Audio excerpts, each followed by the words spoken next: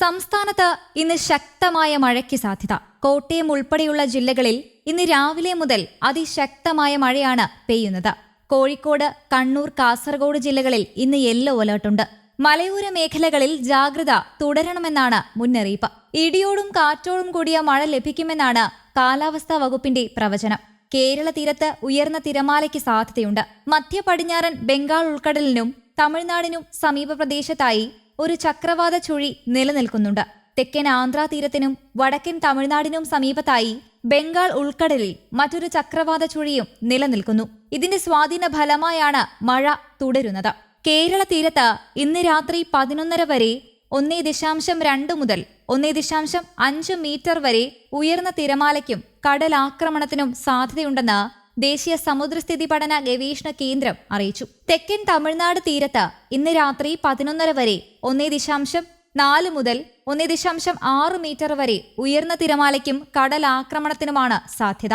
മത്സ്യത്തൊഴിലാളികൾക്കും തീരദേശവാസികളും ജാഗ്രത പാലിക്കണമെന്നും നിർദ്ദേശമുണ്ട്. കടൽക്ഷോഭം രൂക്ഷമാകാൻ സാധ്യതയുള്ളതിനാൽ അപകട മേഖലകളിൽ നിന്ന് അധികൃതരുടെ നിർദ്ദേശാനുസരണം മാറി താമസിക്കണം. മത്സ്യബന്ധന യാനങ്ങൾ ഹാർബറിൽ സുരക്ഷിതമായി കെട്ടിയിട്ട് സൂക്ഷിക്കണം. വള്ളങ്ങൾ തമ്മിൽ സുരക്ഷിത അകലം പാലിക്കുന്നത് കൂട്ടിയിടിച്ചുള്ള അപകട സാധ്യത ഒഴിവാക്കും. മത്സ്യബന്ധന ഉപകരണങ്ങളുടെ സുരക്ഷ ഉറപ്പാക്കണം. ബീച്ചിലേക്കുള്ള യാത്രകളും കടലിൽ ഇറങ്ങിയുള്ള വിനോദങ്ങളും പൂർണ്ണമായും ഒഴിവാക്കണം. കേരള, കർണാടക, ലക്ഷദ്വീപ് തീരങ്ങളിൽ മത്സ്യബന്ധനത്തിന് പോകാൻ പാടുള്ളതല്ല എന്ന് കേന്ദ്ര കാലാവസ്ഥാ വകുപ്പ് അറിയിച്ചു.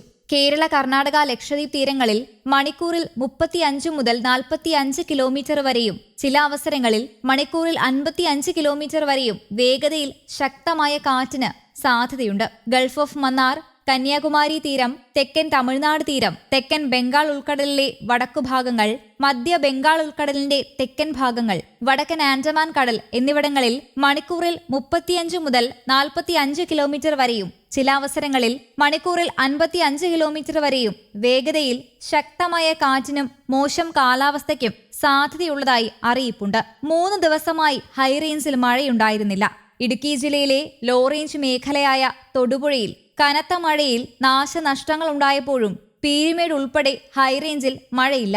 പീരുമേട്ടിൽ മഴയുടെ അളവ് കണ്ടെത്തുന്ന റവന്യൂ വകുപ്പിന്റെ മഴ മാപിനിയിൽ 3 ദിവസമായി മഴയുടെ അളവ് രേഖപ്പെടുത്തിയിട്ടില്ലായിരുന്നു.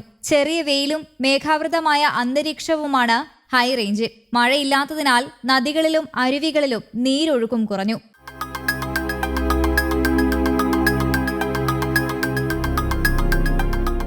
News desk, Kerala Kaumudi.